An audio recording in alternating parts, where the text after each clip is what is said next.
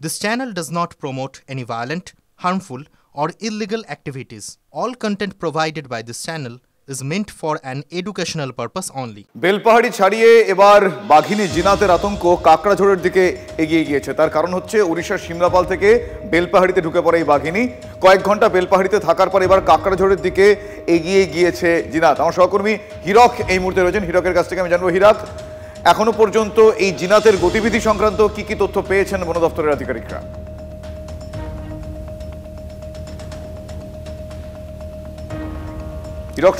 দেখো, বন দপ্তর সূত্রে আমরা যেটা জানতে পারছি যে গতকাল কটাচুয়ায় এই বাঘিনীর অবস্থান থাকলেও আজকে সকাল 6টায় তার রেডিও কলার ট্র্যাক করা গেছে ঝাড়গ্রাম জেলার। হ্যাঁ, শোনা যাচ্ছে শুভ? হ্যাঁ, প্লিজ কন্টিনিউ।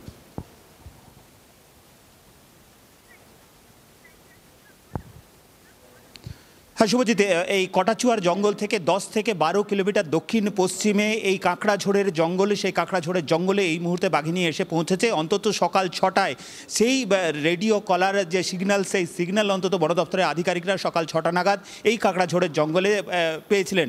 তারপর থেকে অর্থাৎ সকাল 6টা থেকে দুপুর 12টা ক্রস করে গেছে, অর্থাৎ 6 ঘন্টারও বেশি সময় ধরে সেই বাঘিনীর কোনো রেডিও কলার লোকেশন আর ট্র্যাক করা সম্ভব হচ্ছে না বন দপ্তরের কর্মীদের তরফ থেকে।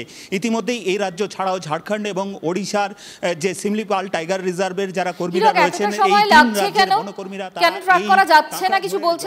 কার্যত তন্ন তন্ন করে খুঁজে বেড়াচ্ছেন। মোট দেখো মঞ্জিরা, কাকড়াঝোড়ের জঙ্গলের যদি অবস্থান দেখো তাহলে বোঝা যাবে যে এই বাঘিনীকে ট্র্যাক করা ঠিক কতটা কঠিন, কারণ এই জঙ্গল বিস্তীর্ণ এলাকায় বিস্তৃত এবং বেশ কিছু জায়গা রয়েছে যা পাহাড়ি এবং চূড়ান্ত দুর্গম। সেই জায়গায় পৌঁছানো যাচ্ছে না এবং রেডিও কলার ট্র্যাক করার জন্য যে অ্যান্টেনা ব্যবহার করা হয় সেই অ্যান্টেনার রেঞ্জ হচ্ছে 1 কিলোমিটার রেডিয়াস। অর্থাৎ 1 কিলোমিটারের মধ্যে যদি বাঘিনী থাকে তাহলে তার রেডিও কলারের যে সিগন্যাল, সেই সিগন্যাল কিন্তু অ্যান্টেনায় ধরা পড়ে। ইতিমধ্যেই 3 রাজ্যের বনকর্মীদের মোট 6টা টিম অ্যান্টেনা নিয়ে এই কাকড়াঝোড়ের জঙ্গল কার্যত চষে বেড়াচ্ছেন, কিন্তু সেই অ্যান্টেনায় এখনও পর্যন্ত বাঘিনীর গলায় থাকা রেডিও কলারের যে সিগন্যাল, সেই সিগন্যাল এখন ধরা পড়ছে না। প্রায় 6 ঘন্টা অতিক্রান্ত হয়েছে, এখনও পর্যন্ত তার কোনো খোঁজ পাওয়া যাচ্ছে না। তবে ইতিমধ্যেই এলাকায় সতর্কতা জারি করা হয়েছে বন দপ্তরের তরফ থেকে।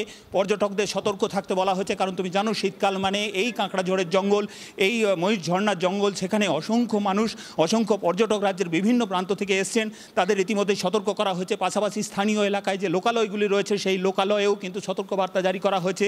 সতর্কতা ঘোষণা চলছে বন দপ্তরের তরফ থেকে, যাতে কেউ জঙ্গলের মধ্যে প্রবেশ না করেন সেটা যেমন বলা হচ্ছে। তার পাশাপাশি জঙ্গল পথে যাতে একা কেউ যাতায়াত না করেন সেই বিষয়েও কিন্তু সতর্কতা জারি করা হচ্ছে। কিন্তু এই মুহূর্তে বন দপ্তরের কাছে সব থেকে ইম্পর্টেন্ট যেটা, সেটা হচ্ছে ওই বাঘিনীর লোকেশন ট্র্যাক করা, কিন্তু সেটা এখনও পর্যন্ত সম্ভব হচ্ছে না। বন দপ্তরের উচ্চপদস্থ আধিকারিকরা শুধু এ রাজ্যের নয়, পাশাপাশি ঝাড়খণ্ড এবং ওড়িশা রাজ্যের আধিকারিকরাও তারাও কিন্তু এই কাকড়াঝোড়ের জঙ্গলে এসে পৌঁছেছেন এবং জঙ্গলের ভেতরের অংশে সেখানে বিভিন্ন ধন্যবাদ হীরক। হ্যাঁ, বন্যপ্রাণ বিশেষজ্ঞ জয়দীপ কুণ্ডুর সঙ্গে আমরা কথা বলেছিলাম, তিনি কি বলেছেন এই বিষয়ে শোনাবো আপনাকে। রেডিও কলারটাকে ট্র্যাক করে করে তার প্রক্সিমিটির কাছাকাছি যাচ্ছে, তখন সেও তো ডিস্টার্ব হচ্ছে, সে আরো আর দূরে সরে যাচ্ছে। তো সেই সব অনেক কারণ থাকে যে জন্য লাইভ বেড, যেটা আপনি বলছেন, মোষ দেওয়া বা ছাগল দেওয়া ইত্যাদি, তো সেইগুলো সব সময় যে কাজে লাগবে বা সব ক্ষেত্রে রুল বুক অনুযায়ী চলবে এরকম কিছু ঘটনা নয়। তবে আমার বিশ্বাস এখন পশ্চিমবঙ্গে বাঘ আছে এবং পশ্চিমবঙ্গ ধরুন যে টিমটা ওখানে গেছে, আমি জানি এবং আমার বিশ্বাস যে সবকিছু যদি ঠিক মতো চলে তাহলে পশ্চিমবঙ্গে থাকা অবস্থাতে বাঘকে ক্যাপচার করতে সক্ষম হবে। আমাদের যারা বন দপ্তরের অফিসাররা পশ্চিমবঙ্গের গেছেন এবং যে ট্র্যাঙ্কুলাইজেশন টিম তাদের সাথে গেছে, তারা বাঘকে কর্ডন করার চেষ্টা করছেন এবং আমার বিশ্বাস যদি সবকিছু প্রতিকূল থাকে, আজকের থেকে আবার ওয়েদারটা খারাপ হয়ে গেল, এটা একটু সমস্যা হবে। তো দেখা যাক, আমরা এখনো অবধি আশাবাদী এবং আশা নিয়েই তো আমাদের এগোতে হবে। তো আমার ধারণা বাঘকে ট্র্যাঙ্কুলাইজ করে ক্যাপচার করা যাবে, যদি না সে অন্য স্টেটে আবার ঢুকে যায়।